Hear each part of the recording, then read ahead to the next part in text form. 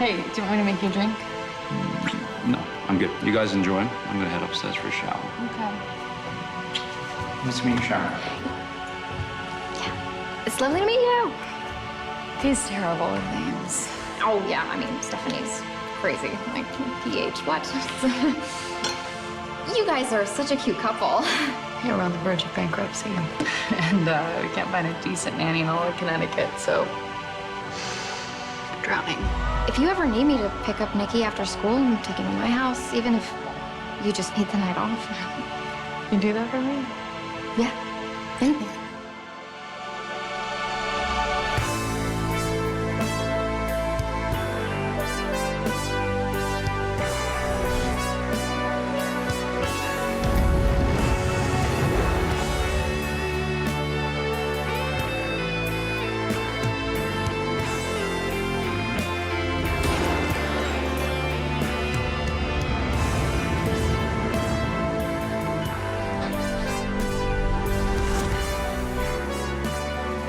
Faccio paura, eppure una volta ti piaceva.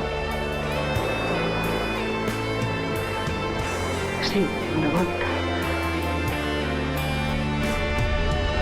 Bienvenue dans Le Grand Frisson, l'émission qui dévoile sa part de féminité. Oh, gosh, no, Emily, that's not what I was doing at all. I think you're a super mom. Honestly, it's fine. The nicest thing I could do for Nikki is blow my brains out. Car le programme du jour sera dominé par des femmes étranges, puissantes, You don't have anything under control.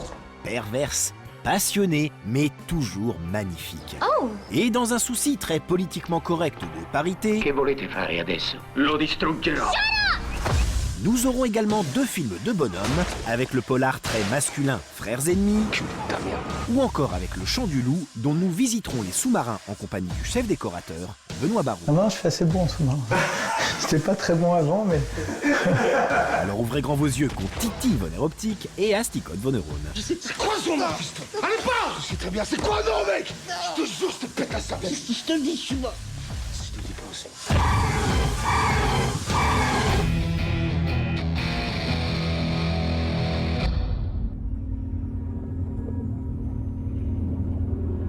J'ai un rythme très lent. Les 4 temps. C'est forcément un sous-marin. Il n'y a pas de sous-marin à 4 pales. Je sais. À la fois thriller géopolitique, film de sous-marin et aventure initiatique, Le Chant du Loup est un projet sans précédent en France. Attends, si, j'ai un bruit transitoire en plus, là, dans la même trace. Décidez-vous, les gars, c'est pas l'ONU ici. Le résultat est le fruit de l'audace de toutes les équipes du film, à commencer par celle du chef décorateur Benoît Barou, qui débuta logiquement son travail par des recherches poussées sur les véritables bâtiments à reconstituer.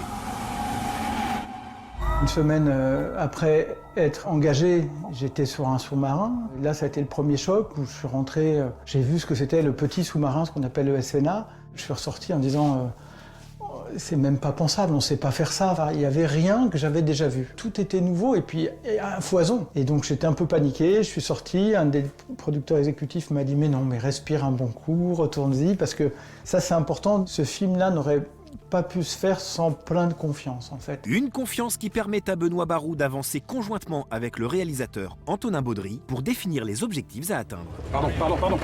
Qu'est-ce qui se passe? La missile nucléaire R30, tirée depuis la mer de Bering. On s'est aperçu, lui et moi, très vite, en faisant des photos dans les sous-marins, que quand on arrivait, on avait un choc. Quand on regardait les photos, on n'avait plus le choc. Et donc, tout le truc était de retrouver comment exagérer certains traits en diminuant d'autres pour retrouver ce choc initial. Il y a une poésie dans un sous-marin, curieusement, le fait qu'il y a une superposition d'époques. Ça a été construit dans les années 78-79 pour le premier, le SNA. Du coup, il y a des machines qui étaient à l'époque neuves qu'ils n'ont pas retirées parce qu'elles sont nécessaires au système. Mais ils ont rajouté par-dessus, dans les années 90, d'autres machines. Puis en 2000, ils en ont rajouté. Donc il y a 3 voire 4 époques qui se superposent et il en sort une certaine poésie. Cachalot malade alors.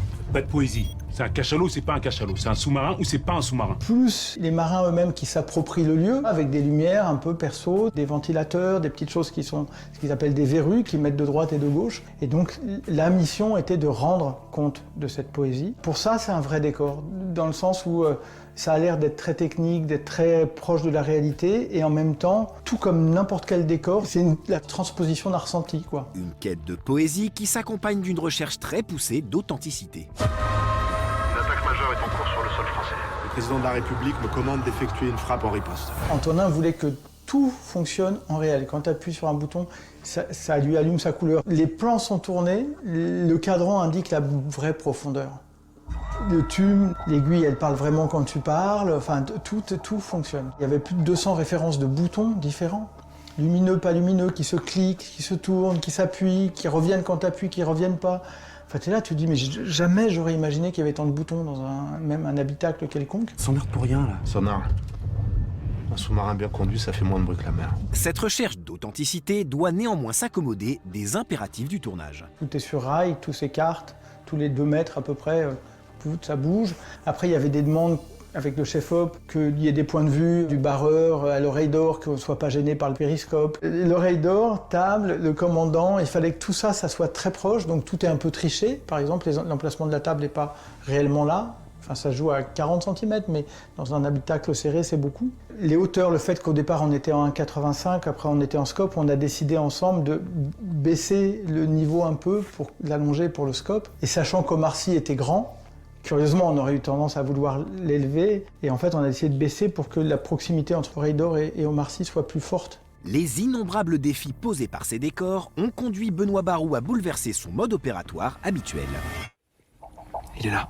Normalement, un décor, c'est fait par strates. T'as la conception, la construction, la peinture, l'accessoirisation. Dans le temps qu'on avait, dans ce que j'en voyais, ça me semblait pas possible. J'ai convoqué un peu l'équipe avec qui je travaille, je leur ai dit on va faire un maillage et on va essayer de tout faire en même temps, curieusement. Et c'est grâce à ça que tu peux sentir les différentes profondeurs du sous-marin, de cet habitacle, sinon c'était pas possible. Au final, cette aventure aura permis à Benoît Barou de mieux comprendre son métier et de mieux définir les relations qu'il désire avoir avec son équipe, qu'il n'hésite pas à comparer à des sous-mariniers. Chantal, vous êtes confirmé. Embarquement demain à 4h. Vous êtes l'assurance vie du pays. Bonne chance, mon garçon. Il y a beaucoup d'analogies entre leur milieu et les nôtres, où ils ont tous plusieurs métiers, parce que sinon ils seraient trop nombreux dans un sous-marin. Chaque métier est vital, parce que sinon le sous-marin coule. Une équipe d'éco, c'est pareil. C'est-à-dire il n'y a pas d'élément plus important qu'un autre. On avait des rôles, on a des fonctions, comme dans un sous-marin, mais comme il est dit dans le film, on laisse nos grades à l'entrée. En fait, il y a un truc un peu comme ça. Et le sous-marin m'a permis d'enfin de mettre des mots là-dessus, quoi. C'est nos frères en face, là. C'est pas nos frères, ce sont des marins, ce genre de tir. Il n'a plus le choix.